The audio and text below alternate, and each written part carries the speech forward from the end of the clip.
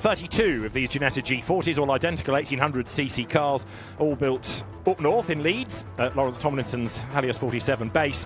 And this, the first of hopefully 3 rounds of the championship today, although we are running a little bit behind on the timetable, so race 3 is perhaps slightly more in jeopardy. But what we do have certainly is a very competitive field and a very good race in prospect, with James Kellett returning to Ginetta Racing and starting on pole position. David Addison and Martin Haven trackside as we get set for 15 minutes of racing.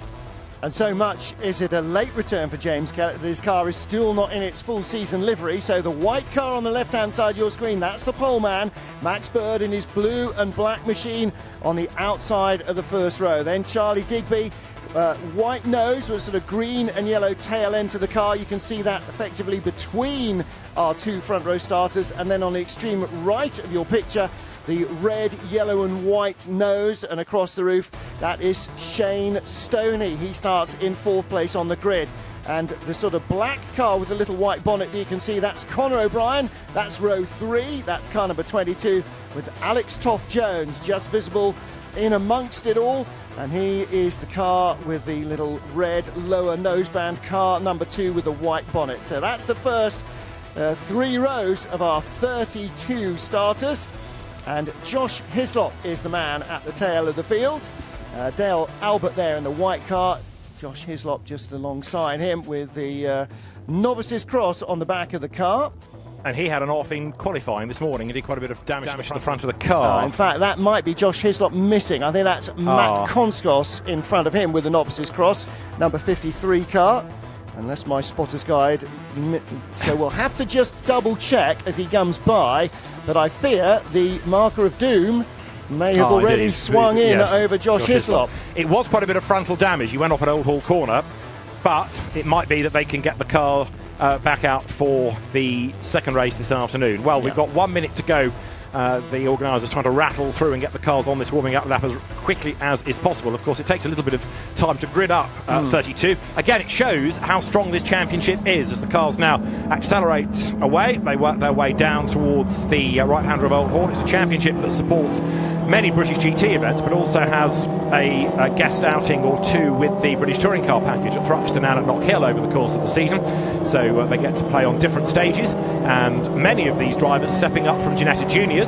So it's the same car, but this is a more powerful version of it. 1 or 2 drivers moving from other junior saloon car categories, and it's another pretty wide open grid because James Kellett, yes, we've seen how well he's gone in Ginetta Juniors in the past and indeed in the senior category, but against him a whole range of drivers who are very competitive and could well press him hard, including there the car number 50 of Katie Milner, former junior saloon car champion, daughter of rally champion Johnny Milner. And Katie in her 2nd season within this championship, another very quick driver indeed, so one to watch I think over the course of what's going to be a 15-minute race. Not a set number of laps, but the clock will go out the first time the leader crosses the line at the end of 15 minutes of racing. Yeah, Katie Milner qualified in 9th place on the grid. She's got Gordon Much alongside her, Jerry Nicosia and Conor Grady the row in front. So it's going to be pretty busy, isn't it? 35 cars, or 31 cars rather. So, in fact, they're just waiting there for the final shot. I don't think we saw Josh Hislop. So, the white car of James Kellett leading, everybody avoiding the potholes. We were doing that on the way up, or otherwise known as weaving the tyres. Max Bird, Charlie Digby, there's Shane Stoney, that distinctive sort of red and yellow stripy nose. Now Shane Stoney and Max Bird were the 2 to watch here 12 months ago, and there they start 2nd and 4th on the grid, so expect another competitive fight between those 2. 22 is Conor O'Brien, Alex Toft-Jones behind him, then Jerry Nicosia, Conor Grady next, and Katie Milner starting on that 5th row of the grid there in the red, white and blue livery. So the circuit is, well, had been a bit drier of late. However, we've had a little bit more rain start to fall. Umbrellas are up again, I can see, and so the circuit's going to get greasier. Yeah, it's a little localised.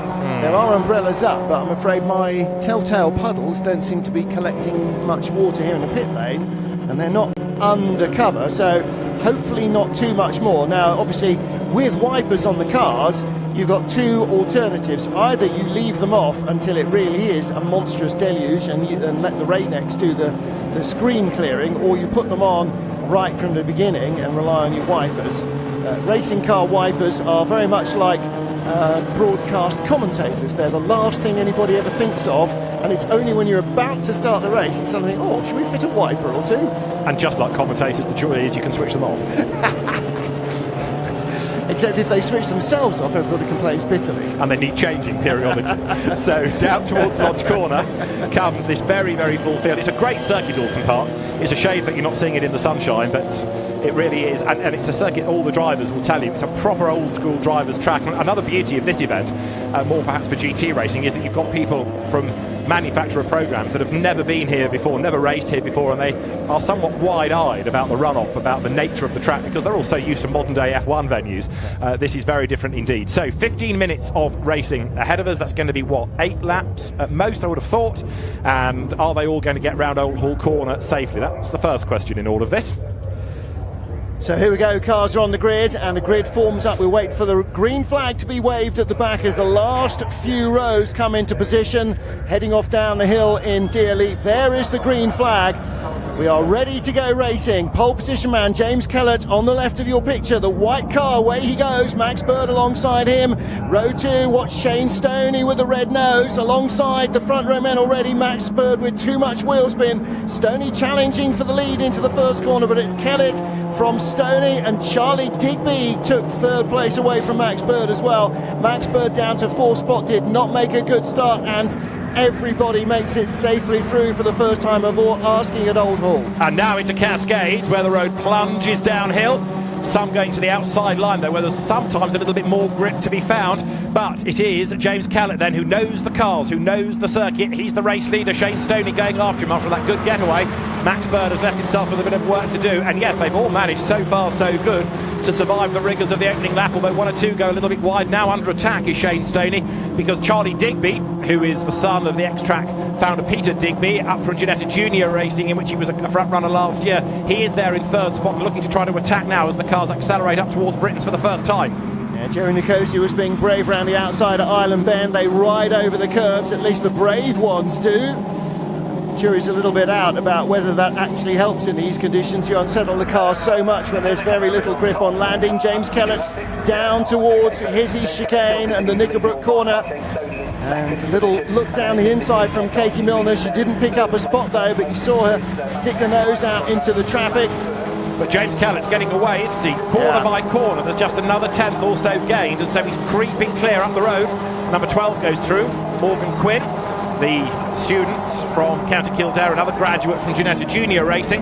But James Kellett, look, 2 corners later, that's a discernible gap over Shane Stoney, who is still trying to fend off those behind. And actually, there's nobody being overly heroic on this opening lap. They're all still looking at the conditions, trying to work out where the grip is, get those tyres up to temperature, and down they drop into Water Lodge Corner.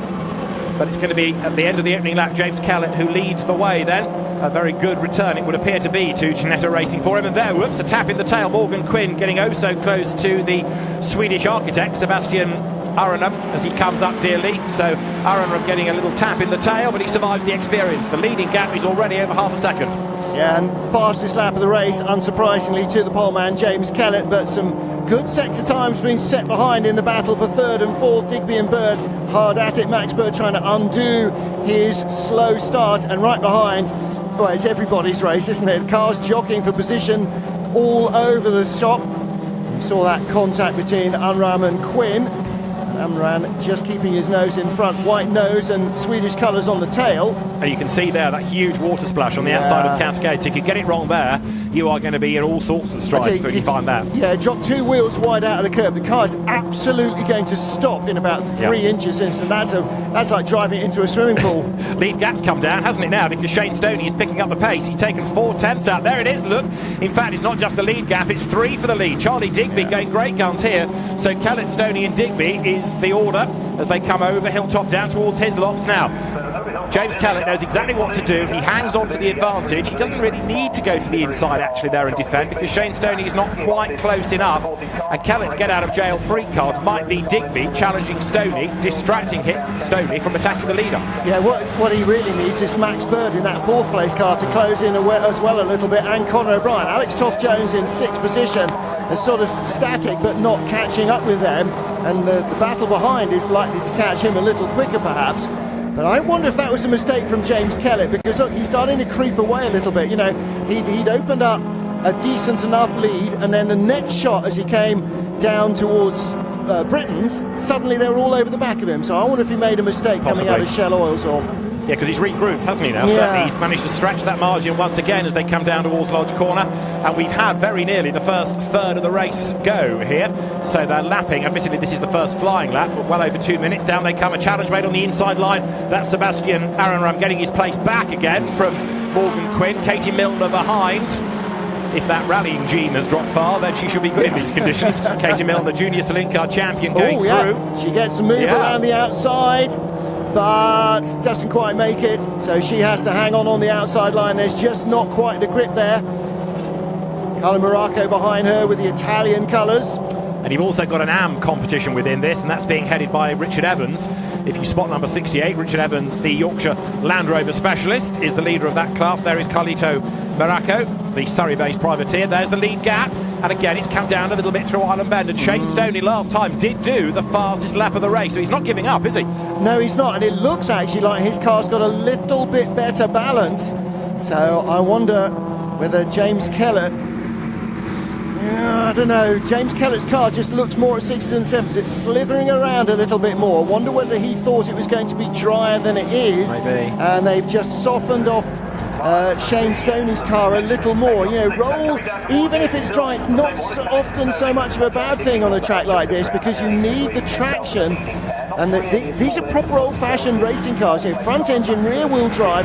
You want a stiff front, but you want a nice soft rear for traction, and that looks like Shane Stoney's setup. I was going to say, in contrast, James Kellett's car just seemed to slide a bit more, didn't it, from Hislop's into Knickerbrook that time.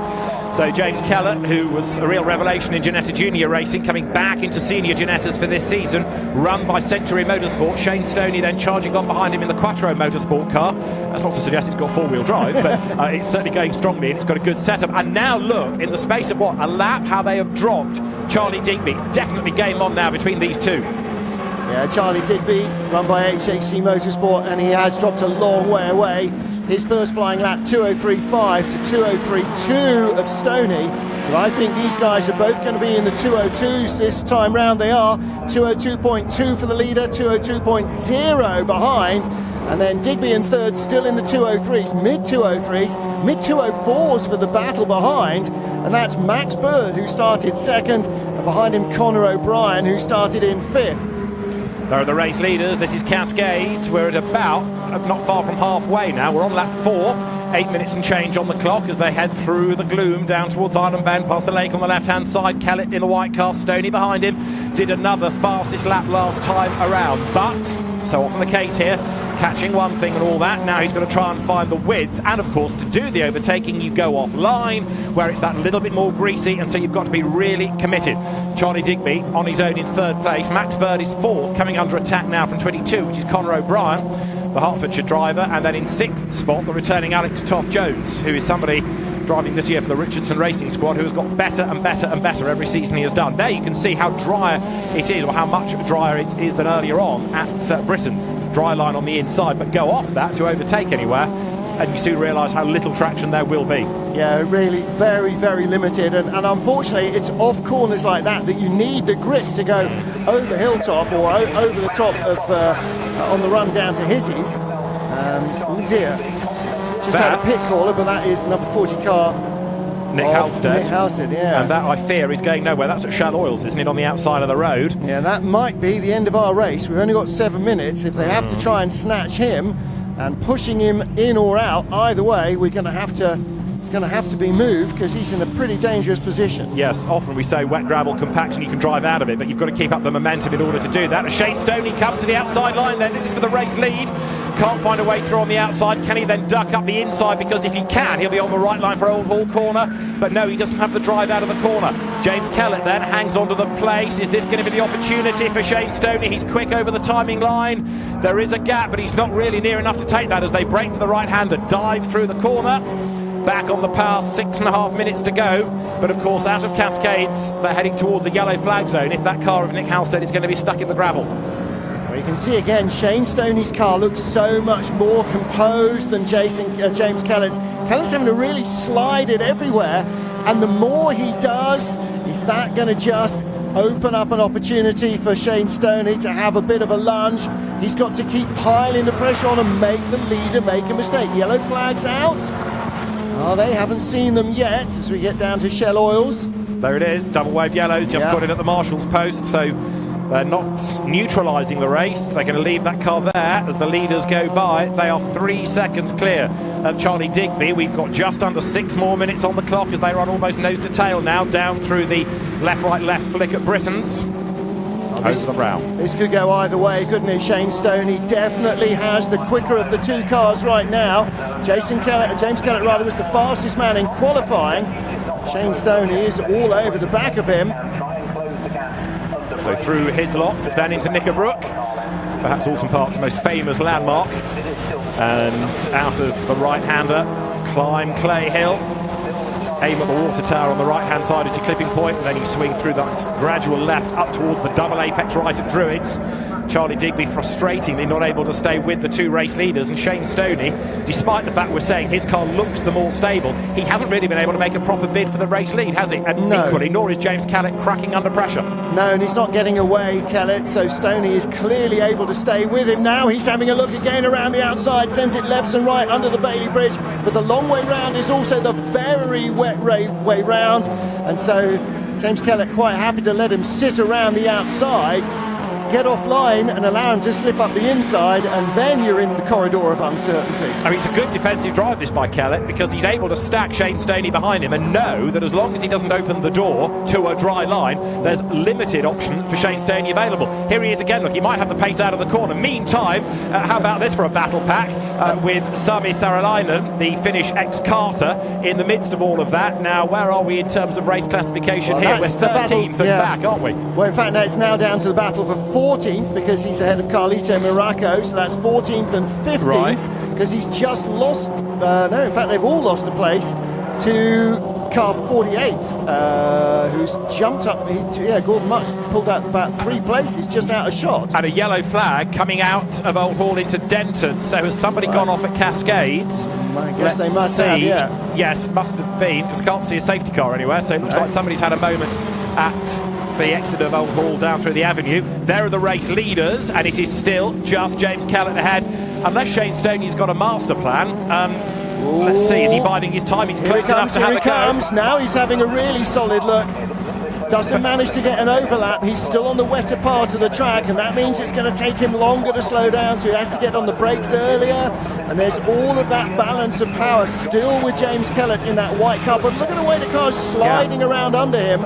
And it continues to do so, but there's nowhere for Stoney to go to take advantage of that, because he's either too far back because he's had to lift because he's been stacked up, or because he's on a wetter line in order to make the pass. So James Kellett is controlling this very impressively. Here you go at Druids. Look, there's one dry line all the way through that double apex right.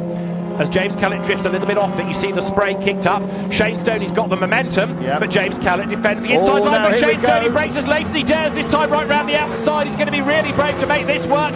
They lean on each other. Shane Stoney gets his nose in front, and he's done it. Fabulous move. Yeah, that's the traction. We've seen it just about everywhere we've been, and he just managed to get it out of Druids, carried the speed down around Lodge Corner.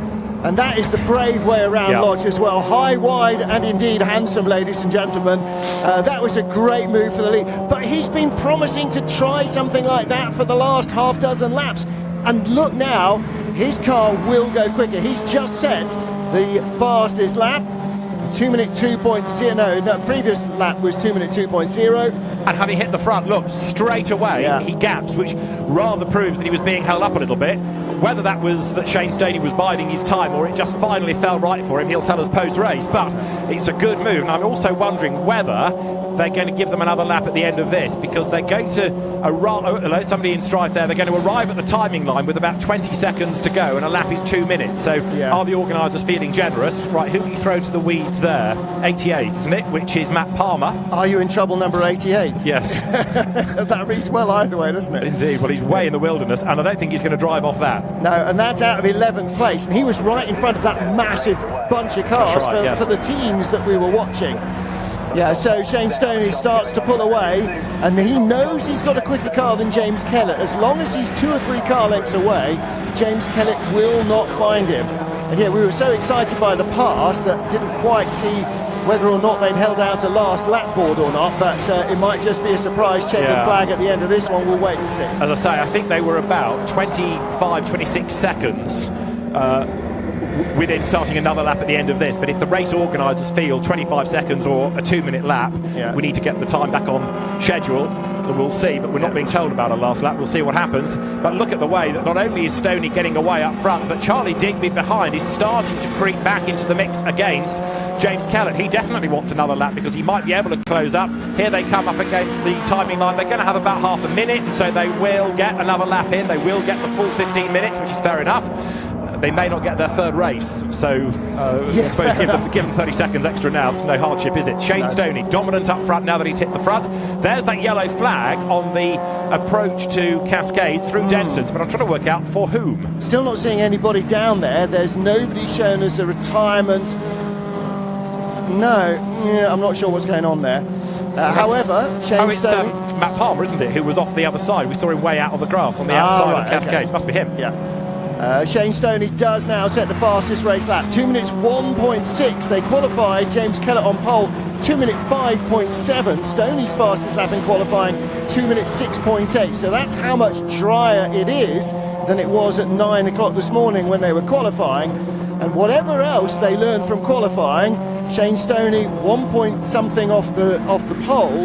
He knew he had to make a better setup for the wet, and that's what he's ended up with. And that might even be Palmer off again, I'm not sure, but it's a similar kind of move. Go the wrong side of the markers on the Foster's circuit. So Shane Stoney, who on his last lap with clear real estate ahead of him did the fastest lap of the race, is well clear now by 2 seconds of anybody else, as there is 21. I think that was the miscreant that time, and that is Sami Samarainen, the Finn, the ex-Carter. There is Shane Stoney on the climb up Clay Hill, and this has been a very impressive way to start the season. And James Kellett, on the one hand, will be frustrated because he's lost so much time, but what you can at least say was while he was defending that race lead, it was a very good defence, because look how much better pace Shane Stoney has. Yeah, Stoney really has the pace in the car, doesn't he? 2:01.6 last time round compared to 2:03.2 for James Kellett. So that is a much, much quicker car. Certainly in these conditions, the Fox Motorsport team have Quattro Motorsport team have done a fantastic job. They might have fitted 4-wheel drive for the extra pace he's got. Flag is out. It is victory for Shane Stoney, 4th on the grid. Made a great start to go 2nd early on. Long war of attrition with poleman James Kellett, who takes 2nd, and in 3rd place Charlie Digby started 3rd, finished 3rd.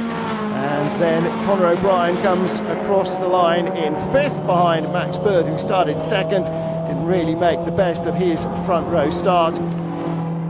And still they pull through, don't they? Yeah, pretty much everybody will be for several more minutes. Indeed, I think everybody. Oh no, there's the one exception. Had somebody to battle against. Who was that? That was number 48, Gordon Much, the Scots driver. He was in that teens battle and then managed to escape it. Do you know why he escaped, Martin? Because he was much quicker. I see what he did there. Yeah. Good night. Here all week. Tell your friend. The chicken. Yeah. In the end, where was he? Gordon Butch. He was 11th. Yeah. Yeah. Yes, he fought his way all the way through that. And then Saarinen, we saw he handed 12th place to Carlito Muraco on the final lap, or whether Carlito Muraco handed it to himself by having Saarinen out of the way, we're not entirely sure, didn't see that. Matt Maxted, who's come from Rallycross, the Suzuki Swift class, he was 19th. Where was Katie Milner in the end? Because she was just behind in 12th.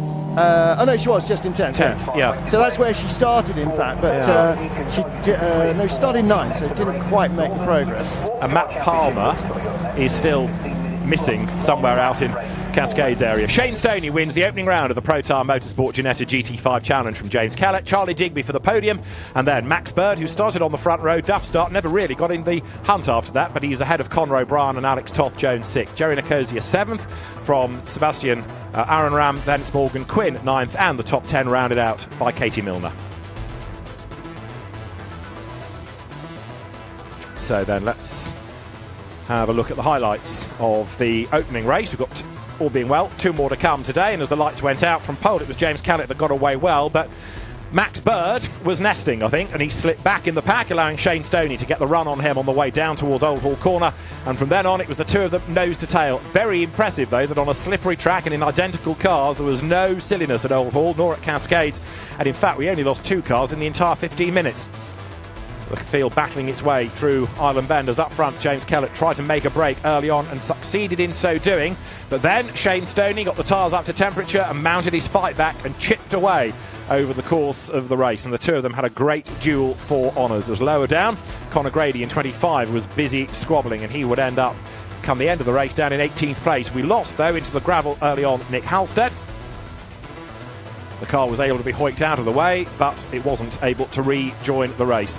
Lower down the order, we had 2 more running nose to tail as Carlito Maraco tried to find his way into contention, and we lost Matt Palmer, who skated off the road onto the friction-free grass on the outside of Cascades. Having hit the front, though, there was no stopping Shane Stoney. He came through victorious, having made a demon move around the outside at Lodge Corner. And Shane Stoney, the winner of the opening round of the Protar Motorsport Ginetta GT5 Challenge. A great drive by Shane Stoney. And we look forward to the second race, which, all being well, is going to be coming up at 10 minutes past 2. But I very much doubt it's going to be at 10 minutes past 2 because there's another race yet to come. We are running somewhat behind at Oulton Park today, so keep your eye on Ginetta's live stream, and more news as to when race 2 gets underway will follow.